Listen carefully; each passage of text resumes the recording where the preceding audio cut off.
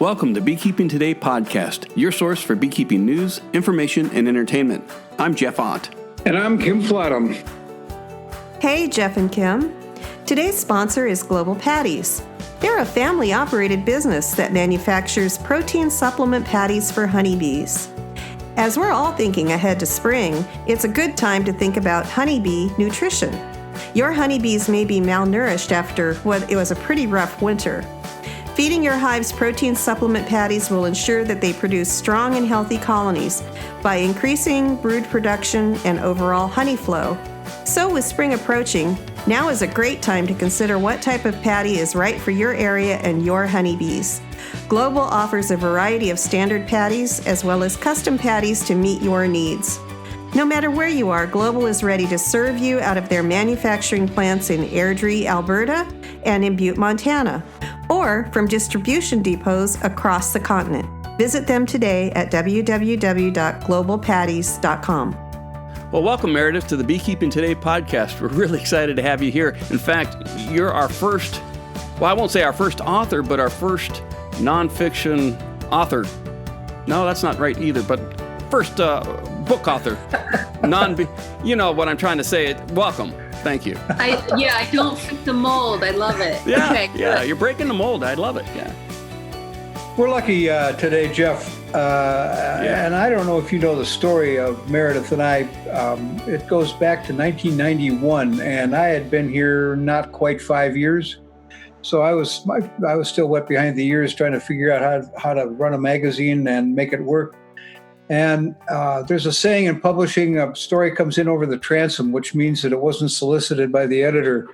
And almost all of our stories at that time were coming in over the transom. So when I got a good one, I took it and ran. Meredith came in, and it was called The Honey Bus. And it was a story about how she helped her grandfather harvest and extract honey. And it's a story. If you've been around beekeepers at all, every beekeeper in the world has this story somewhere with a grandchild. And I hadn't run across one of these yet, and I really wanted to deal with one because it's a common story, but it was so well told. So we put the article in the magazine, and Meredith went away. This early spring, late winter, she shows up again. And she's got a book called The Honey Bus. And what her book is the rest of the story from that magazine article. The Honey Bus didn't have how she got there and where she went from there. It was just an event, a couple of days helping her grandfather. And the book that she laid out now is before she got there and where she went afterwards. And Meredith, I got to tell you, after having read, I went back and got the magazine article and read it, and then I read your book, and then I went back and read the magazine article again. Excuse me. And I got to tell you, I wish I would have known your grandfather. Yeah. What a guy. Oh, thank you. The thing, Kim, the thing that's so great about writing a book about growing up with him is that he's immortal now.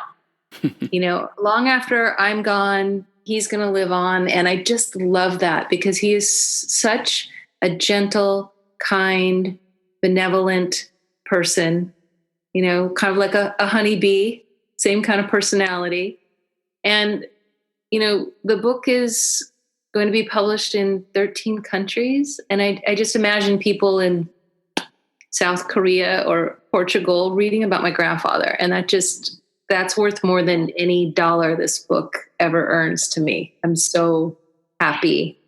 And can I just tell you the story from my point of view about you saying yes to me and publishing that first story when I was in college? Sure. I was in my a journalism class at Mills College, and I had never been paid for my writing ever. I had written some little book reviews when I was in high school and maybe a poem here and there, but I really wanted to be a writer. My journalism teacher told us, well, write what you know and submit to magazines with small circulations and preferably no staff. You got it on both counts there. Yeah. So, I went to the library. This was before the internet, and I pulled up this huge, dusty book. It was a periodical, a guide to all the magazines in the country, and I turned it to Bee, and there were like 2 beekeeping magazines, and the one I knew was Gleanings in Bee Culture because that was Grandpa's. And so I knew it was unusual. He had an old army bus in the backyard that he'd gutted, and that's where his honey factory was. I knew that was kind of cool and might get picked up. So I just wrote about what we would do during harvest in there. But when I got the acceptance letter from you in my mailbox at school, I was so excited and thrilled. And my professor was so excited and thrilled. She used it as an example for the whole class about how to get published. Whoa. Yeah. And it's a big deal. She still talks about it to this day to her classes. It was her first year teaching. So she was really excited that one of her first students got published. And I got paid something. I don't remember, but it was like payment. And that made me think, okay, I can be a writer. That tiny little moment in my life. And I decided to go for it because you published me. And I'm not like saying this because I'm on Beekeeping Today podcast. This is like the real deal. So when my book got picked up and we were looking for, people to reach out to help spread the word about the book, I immediately thought of you. Well, good thought. Yes, it was fun, and I'm glad that you got paid. Me too. Back then, budgets were a bit more meager than they are now, and I'm glad we were able to help you out that way for more reasons than one. Would you tell me, Meredith, that one story in Gleanings in Bee Culture led to, and I want to say a career of journalism, and you know them certainly better than I do. Could you just highlight some of the things that you've done since then? It's a pretty amazing story. Sure. After I graduated without a job. I had an internship. I had lots of them. But when I graduated, I was interning at ABC News in San Francisco. And it was supposed to be a slot for a student, but I clung to it for about 1.5 years after I was no longer a student. And it was a paid internship. Back in the day, more internships were paid. They're not really anymore now. And then Me included. Yeah. It's just the way it is. Like the gig economy. I don't know. I have my thoughts about it, but I think it can be great in some instances, but it's also a way to get free labor in perpetuity, and that's another thing we can talk about. But so I got my first job at the Hayward Daily Review. I was writing obituaries, and then I bounced around the Bay Area at various papers. And every year I would apply to the San Francisco Chronicle, even though there was no job opening. I would just, kind of like I did to you, just send you a letter and say, hey, check this out. And I think I finally wore them down, and I eventually got hired 99 at the Chronicle. And I worked there for 16 years. And I got a reputation for writing very long stories. And I did. I did a lot of work there that got some attention. One piece I did was shortlisted for the Pulitzer about an Iraqi boy who was injured during the Second Gulf War and flown to Oakland, California for extensive body reconstruction and surgery.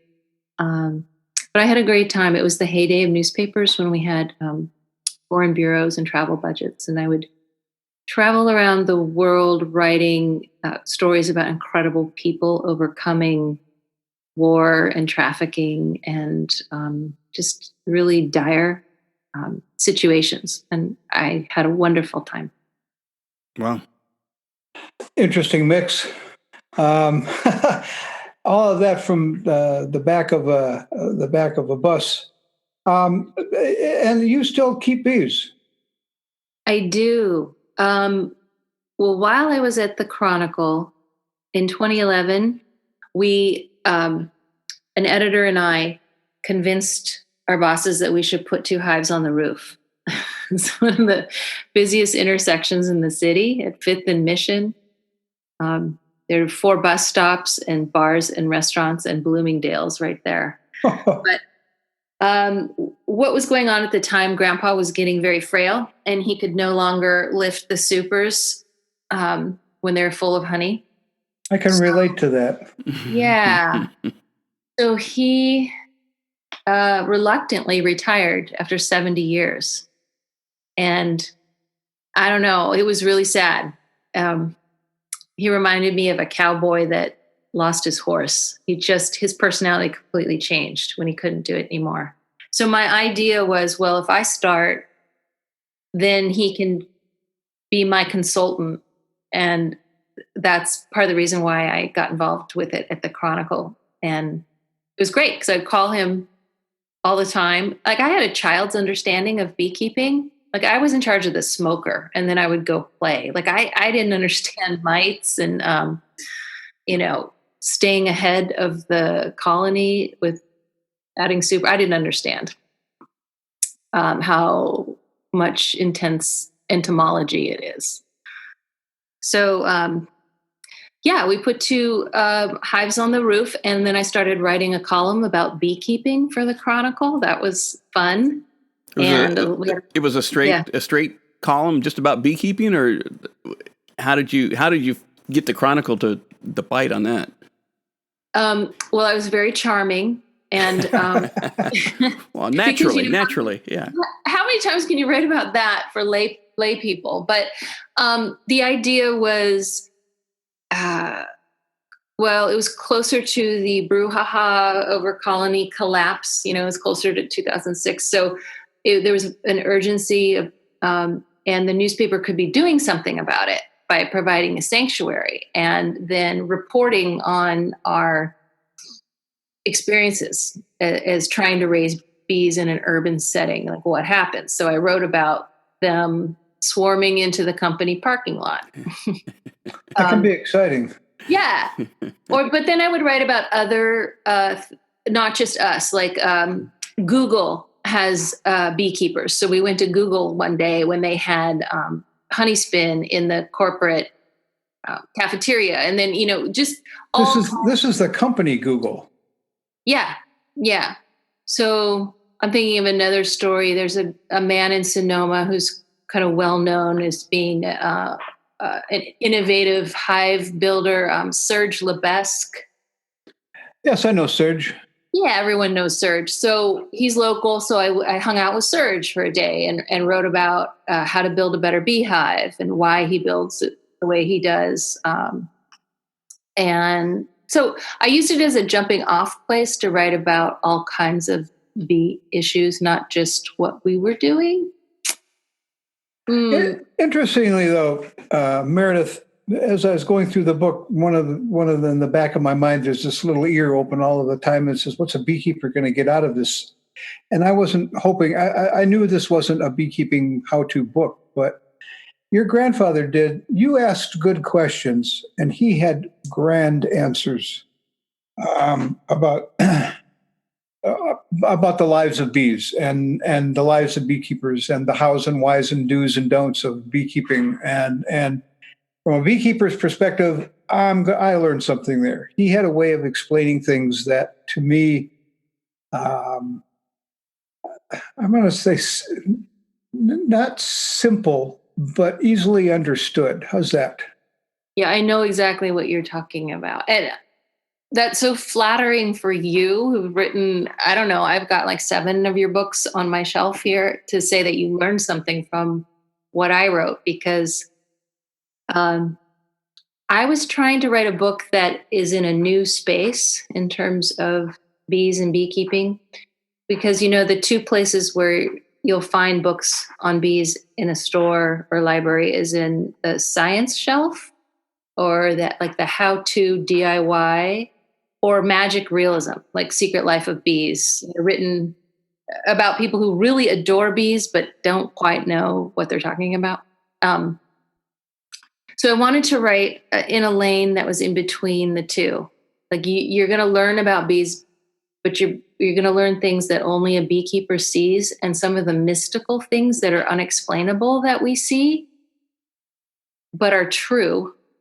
And then you're going to get my grandpa's take on it. And my grandpa's take on bees is that they are a model society. They're the opposite of a dysfunctional family, and they're a perfect, benevolent community. And that if you study them, they can inform you how to be a better person. But he didn't. But the thing that's so great about him is he was talking to me when I was 5 and 6. So he's not using words or language like that. He's using stories about how bees solve problems and just talking to me about bees. And it's not until I'm a grown up about his age, when I showed up on his doorstep, that I go, oh, I know why he was talking to me about scout bees trying to find a better home. It's amazing. It's like popcorn, all the realizations I had while I was writing this book. I mean, he's a brilliant, brilliant man, but so soft-spoken and unassuming. So for our listeners who have not read the book or read the article in this month's an April issue of the Bee Culture, your grandfather helped you through a very particular rough time in your life, or I won't just say time, many years, early years of your life. Can you kind of give us the podcast version of where he fit in your early years? Yeah. First of all, he's my step grandfather. So what happened is when I was shortly before my 5th birthday, my parents split. My mom's super volatile. We were living in Newport, Rhode Island, because my father was in the Navy. I remember dishware flying all the time. I remember the sound of my mother's voice. And my parents had a big fight. And then shortly after that, I was on an airplane with my mom and my baby brother, who was 2. And when the plane landed, we were in California. And then we were moving into my grandparents' house in Carmel Valley. And what my mom did is she returned to her childhood bedroom. And my brother and I shared the room with her. I actually shared the bed with her. And she fell into a deep depression, and she didn't get out of bed for about a decade. And the whole house tiptoed around my mom's fragility. And my father was never mentioned again. He was a persona non grata. So it was super confusing for my brother and I. And we gravitated toward my grandfather, and we would hop in his work truck and go down to Big Sur, where he had 100 hives. And he had an old army bus that he had gutted in a World War II army bus in the backyard. And that was his honey factory. And that was the honey bus. So when we would harvest honey with him inside, the bus was like a sacred space. It was like a confessional. And that's when we would talk freely, and no one was listening. And he would tell us stories about bees. And I think over time, like spending time with my grandfather, watching like the maternal bond between the queen and the worker bee daughters, right? Things like that, I started feeling better. And eventually I learned how to trust again. So it's a story about alternative family. I was raised by this sort of eccentric stepfather, mountain man, and his bees. Yeah, that's a very, very heartwarming tale. I thought, and you wrote it so well that it was hard not to get caught up in it. Sometimes it sounds like I was reading that, I was thinking, this would be a great movie. Is there any discussion along those lines? I mean, it's a great story. It's a great story. There is not anything I can talk about. There are people sniffing. And yes, I can see it too. I think it would, it could be even a feature film, but it could also be like a one-off at Netflix kind of thing. It kind of reminds me of To Kill a Mockingbird. It's got that sensibility about it. And I think if you have this like plucky little kid and this like, I think Ben Kingsley should play my grandpa. I was thinking more along the lines of Sam Elliott, you know. Oh yeah, that would be good too. Well, that's just me. Yeah, it's a really character-driven story. There's nobody like my grandpa, and I think it would be lovely. It would be so much fun if that happened. It would be a great story for it. Well, if it does, we're going to get a limo, and the Beekeeping Today podcast and Bee Culture magazine. We're going to go in a limo to the movie premiere and walk out on the red carpet in our bee suits. There you go. That's a date. That's a date, Meredith. Okay. I'm writing it down. Writing it down. You know, one of the things I wanted to turn back to for just a moment, because it kind of relates to my dad, was you had a vision in there, or kind of I don't know what the word is. You were talking about the bus before it became the bee bus, when it was carrying soldiers. And and the visions that brought up to the people looking at you. And then there was this little girl hanging upside down in the bus. But you did a good job because my dad was on that bus, and lots of people who are going to read this book. Beekeeping is an older generation, generally an older generation group of people. And I think a lot of people will relate to that, either themselves riding in that bus or watching their dad ride it. And you did it so much better than I could relate it. Would you share just a hair of that with us? Yeah, I think there's some poetry in the universe with this story. And first of all, my grandfather's last name is Peace. He's also an 8th Native American. He's a descendant of William Post, who of the Post Ranch family name, who came in late 1800s. And that Post married a Native American woman from Carmel Valley, and they established the first Post Ranch. So that's my grandfather's background. And then I just think it's so poetic that he buys an old army bus that used to transport soldiers from Monterey to the docks or to the other posts to get on ships to go to the war. And then he guts it and turns it into a honey factory. You know, he uses it for peace. You know, he uses it for something that's so simple and of the earth. And he's sort of like taking the negativity out of the machine. He's taking a machine that was used in the service of war and using it to make something really sweet. It was a nice story within a story. I guess that's the way to look at it. I don't know the vernacular, but it was a nice story within a story, I think. How's your brother doing?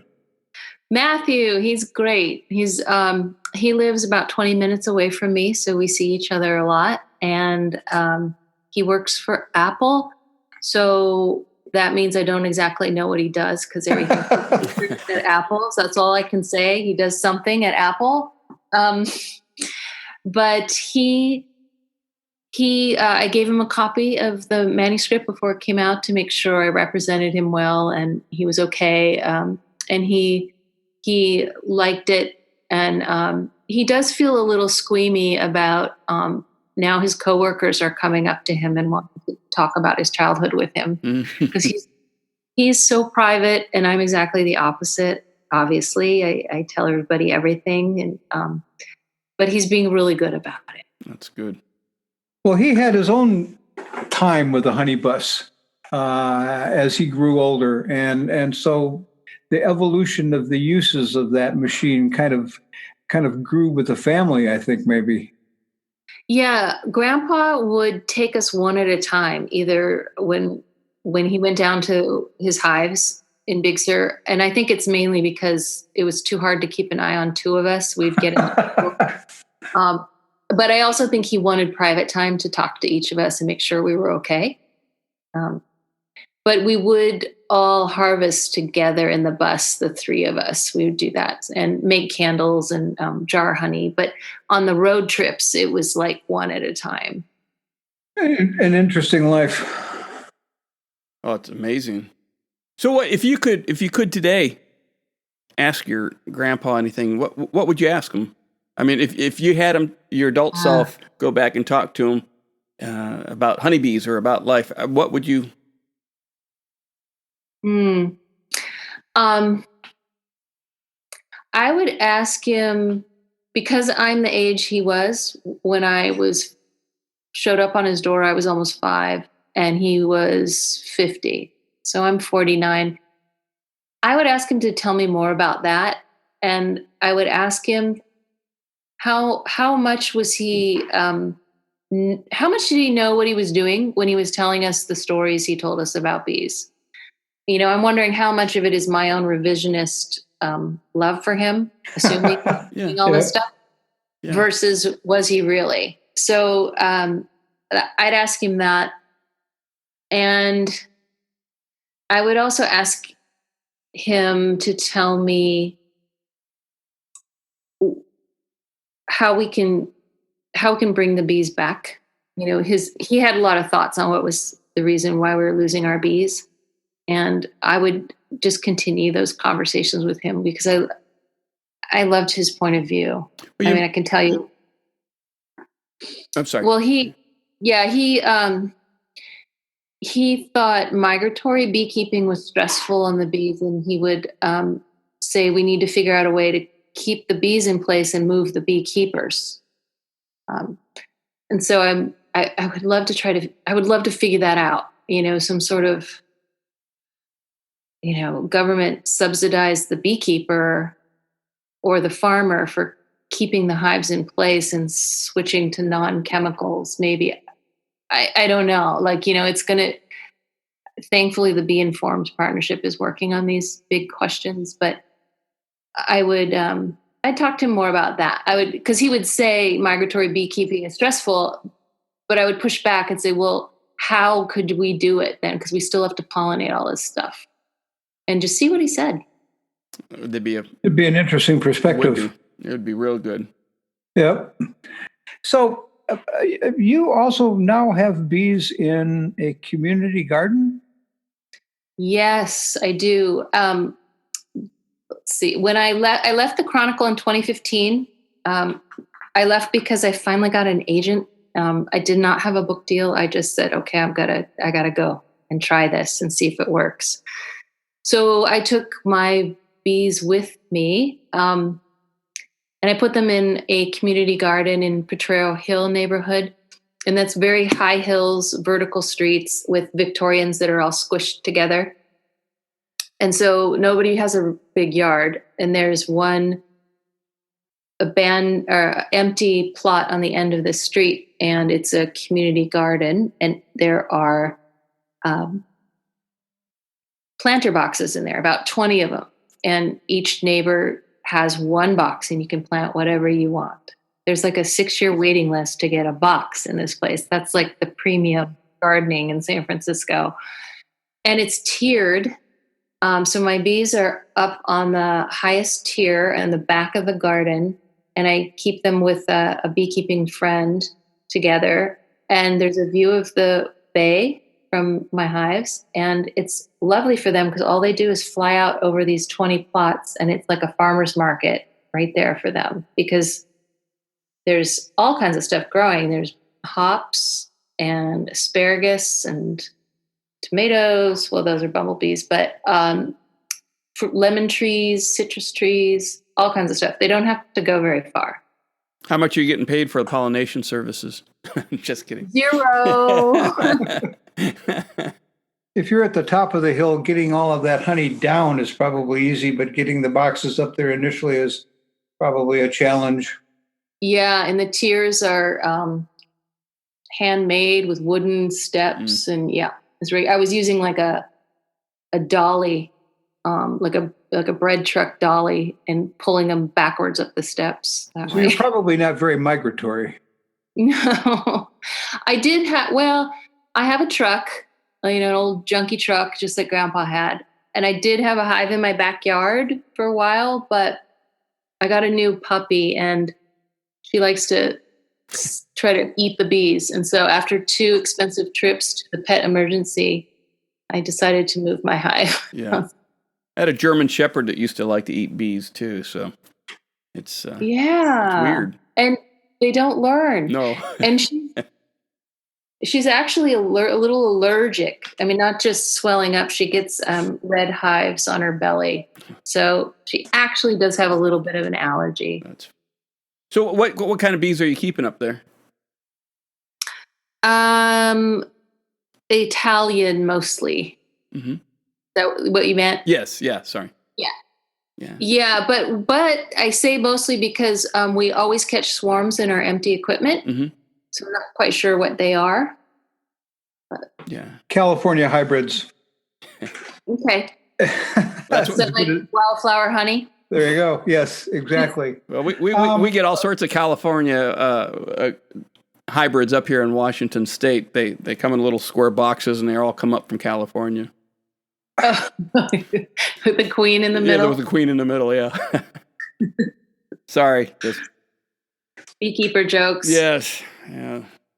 One of the other things that I want you to share with us, you have a plethora of webpage, videos, promotional stuff talking about not only you, but your book and all of this put together.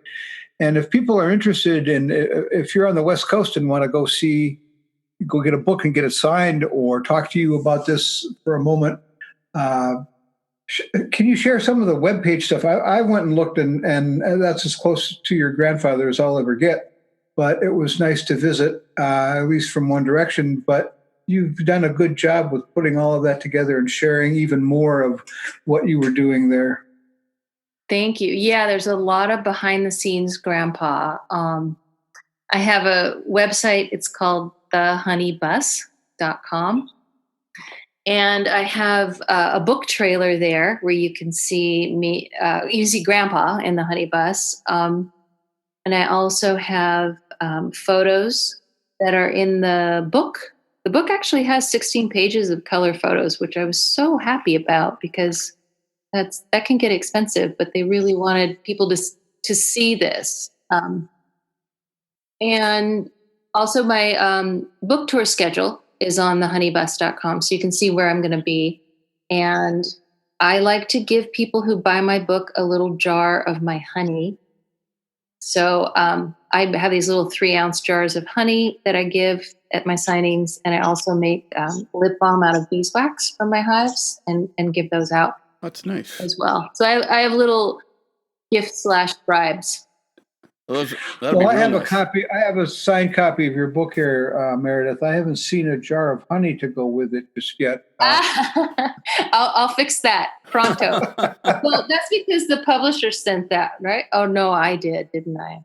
Well, you signed it. I don't know who sent it, but you signed it, so I've got it here. Oh, then I send it.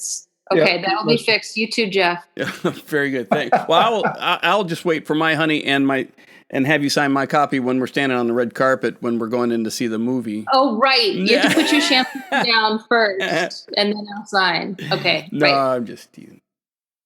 I was personally really close to my grandfather, but did not have the family situation you had. So the memories of the grandfather were very touching and meaningful. And I liked what you just mentioned a little bit ago about being today at the age where you came into your grandfather's life full time and thinking about what was he thinking then? Because I've often thought about that as I've gotten older and I'm thinking about my kids and I see them at the age when I was doing something or experiencing something.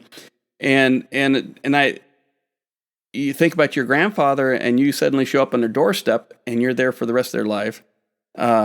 You're adult going into your childhood and I would love to hear some of the discussions he had with your grandma, who was kind of, there was, I know how I would have to handle it at home if something like, if there were, those discussions in the background would have been really telling about your grandfather's character because he was negotiating on a lot of different angles and working. Not only was he guiding you, but he's guiding the rest of the family as he could to manage the household. Yes. Manage is a really good word for Grandpa, because he sort of had to take control on the sly. Yeah. Because my grandmother was a very controlling woman, and she dictated the family dynamic. She did not like being challenged in any way, and she could be really difficult and let you know it if you were out of line. And she's a 5th grade school teacher. Yeah. So and Grandpa was very, very accommodating. He never rocked the boat. He loved her, but it was a yin yang thing, because, for example, Grandpa didn't care about money. She used to get so mad at him because he wouldn't charge people or collect on his plumbing. He was a plumber as well, on his plumbing work or his honey. And she paid the taxes. She handled the bills. She bought the groceries. She drove us places to school. She handled our schedules. But because she was so controlling, it freed up Grandpa to just go to Big Sur all day and be with his friends and, have lunch with them. He would go to every job and they'd say, "Franklin, have you had lunch yet?" And he'd say, "No." He'd have 6 or 7 lunches a day.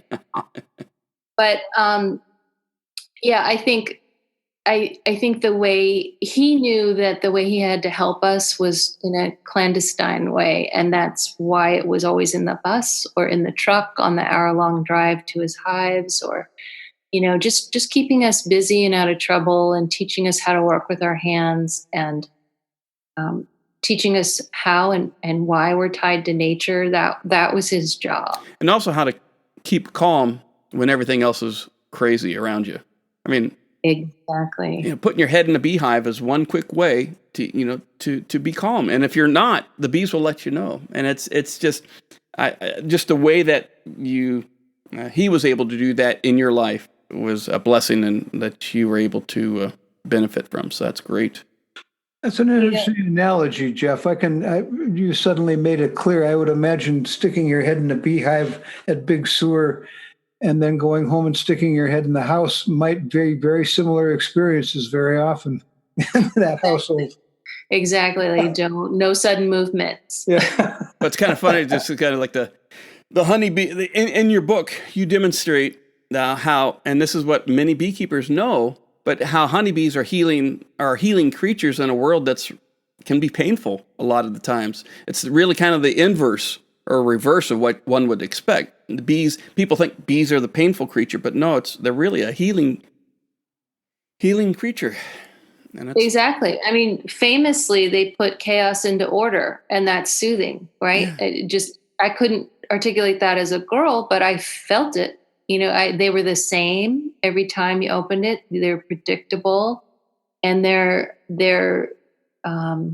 beautiful to watch. I mean, the place I was most comfortable was, like you said, sticking my hands in a beehive, or climbing up the eucalyptus tree in the front yard when it was in full bloom, and just leaning back in the branches and watching them work. And it's funny you say that, Jeff, because I was talking to a radio host yesterday, and he's also a marriage and family therapist. And he was saying the same thing, but in his language. He was saying that being around bees was giving me a biofeedback loop about how to stay calm in stressful situations. And so he was saying that, maybe my brain got wired as it's forming as a youngster, about how to maintain my breath and just get through things. And I thought, yeah, that's exactly it. It's almost like scuba diving. You can't thrash around under there. You'll suck up all your air. You have to keep your hands tight to your body and really just float, even though like something might just swim in front of you and scare the bejeebus out. You just have to stay in the moment. Yeah, that's right. So what's next for Meredith May? Ooh, it's totally not my wheelhouse, but I want to write a children's book. And it's based on my new dog. She is cracking me up, like with her little personality. So I have some ideas about, she's very scared of a lot of things. And we're having to teach her not to be, umbrellas or the delivery trucks or barking dogs. So I'm thinking of something along the lines of Edith is scared, and then it'll be about, like, she sees an umbrella, but in her eyes, it's a pterodactyl on a stick, or like, what is she seeing that we're not seeing that's scaring her? And then it'll be about how we train, because we have a specialist coming over helping us figure out how to rewire her brain. Mm-hmm. So we have this dog expert coming, and so little kids will also learn how to train dogs to make them confident. Yeah. So I don't know. It's just my idea. And then I want to write another memoir. I want to write somebody else's, and I have a female athlete in mind that I want to approach. So I don't want to say too much about it yet. I want her to be surprised, and I want her to say yes. Well, good. Well, we won't ask who then. This has been a great read, and I really suggest anybody out there who wants a heartwarming book about growing up with honeybees, and to pick up your book and read it. It's available now at Costco and also at Amazon and wherever else you may want to buy a book. It's Meredith May's book, The Honey Bus. Really, really enjoyable. And check out the web pages and the videos that she's done, because it only supports and gives you some better background, different background, other background. We'll make sure that all those the links that Meredith has mentioned, those and others are posted on in the show notes. So go there and you can click away and find out more. This has been so much fun. It's been great to meet you, Jeff, and Kim, to come full circle with you. And thank you for changing my life. It's just, I'm excited to see where our friendship goes. Yeah, well, it's been fun. And this was a nice way to hook back up. So I'm glad you could make it today. And we hope you can come back and join us again. Yeah, you bet. And when you're in Medina, stop in. I will. I will. Well, thanks a lot, Meredith, and we'll be watching for the next book and future news from you. Thank you. And the movie. And the movie. Yes. Yeah, and the invite to the movie premiere. Looking forward to it. Bye. Right. Okay. Thanks, Meredith. Bye-bye. Bye. Thank you. Hey, Kim. Well, that was a good interview with Meredith, and boy, she was certainly lucky to have a grandfather like that. And as I read through the book, even though my life, early childhood experience was way different, the impact of my grandfather, I could relate to her grandfather. I mean, I think everybody needs a good, loving grandfather like that protects them and introduces them to the world. And the thing that also struck me was, again, the healing power of the honeybee in her life and her family's life. And that's kind of complete. Turns the model upside down how other people think of honeybees. They think of the painful and stinging and everything, and the bees in her life were healing. And I think that's fabulous. Well, they certainly were. Jeff, one of the things that didn't come out today that I want to just go back and just hit the highlights on.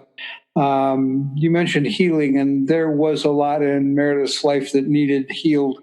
Yeah. Her mother, as she said, went into a depression that lasted about a decade, but what she didn't go into, and it's in the book, were some of the outbursts that her mother had that really changed her perception of mother-daughter, of parent-daughter, and I'm not, because of what she was going through. I don't want to say she was cruel, but she was definitely a hard woman to be with as a child. Oh, and what readers, once you read this, you're going to see Grandpa was really good for her, because her mother was really really a difficult person to be with, but for both her and her brother. And I think one of the things that highlighted this that didn't get any attention when talking to her was when her mother took her to visit her real grandfather. You know, the grandfather in the book was her adopted or her step grandfather. And her grandmother had been married before and then remarried the grandfather in the story, but she went to visit her original grandfather, and it was, I don't want to say horrific, but it was definitely an experience I wouldn't want to go through. I wouldn't want to make my children go through, and that Meredith went through it and could sit down and retell that story, I thought was, I would have had a hard time doing it. So I'm really impressed that she was able to explain it so well, what her mother was going through, what it did for them, and how it contributed to the bigger part of the book. But you were right on bees and the story. And I went back again. I said I went back and I got the original story. Yeah. And it's December 1991. If anybody go back that far. And I reread the story. I'm going to send it to you, Jeff, so you have it, so you can reread it. It is the tip of the iceberg on the rest of this book, and again, when I read it, it was a nice, easy, enjoyable story to read about a grandfather and a granddaughter harvesting honey in something called a honey bus, and it is a story I know our listeners will enjoy. If you're a beekeeper, if you're a child, if you're a grandparent, if you're a parent, all of these things come into play, and I think the honey bus is great. And visit the webpage. Her webpage is wonderful, wonderful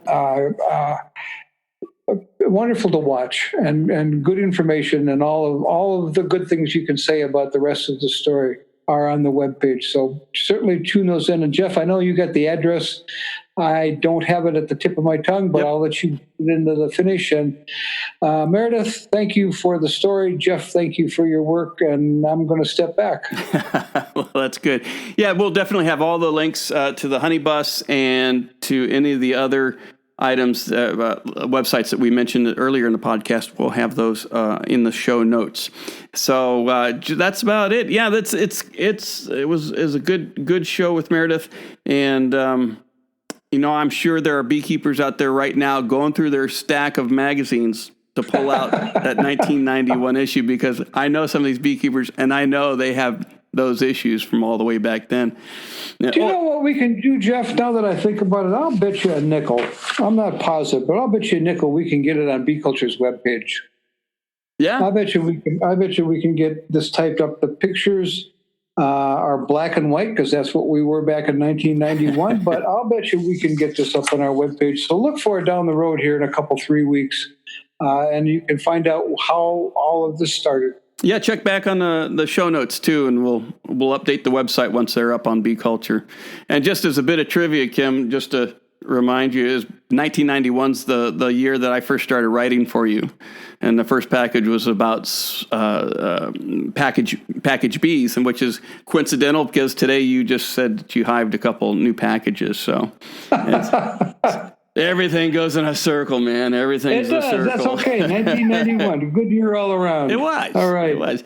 All right. Well, that's about it. That about wraps up the podcast. But before we go, I want to encourage our listeners to rate us 5 stars on Apple Podcasts or wherever you download or stream the podcast. Your vote helps other beekeepers find us quicker. We also want to thank this episode's sponsors, Global Patties. Global Patties is a family-operated business which has been in business for over 17 years and manufactures protein supplement patties for honeybees. Check them out at www.globalpatties.com. And while you're there, give them a shout out for sponsoring this great program with Meredith May. And that website will be on our show note links. Also, feel free to send us your questions and comments to questions@beekeepingtodaypodcast.com. We'd love to hear from you. And finally, we want to thank you, the Beekeeping Today podcast listener. You are the reason we do this. Right, Kim? That's right, Jeff. Thanks you, Jeff. Thank you, listeners. And thank you, Meredith. All right. Thank you, Meredith. Thanks, Kim. We'll talk to you soon. Bye-bye. Take care.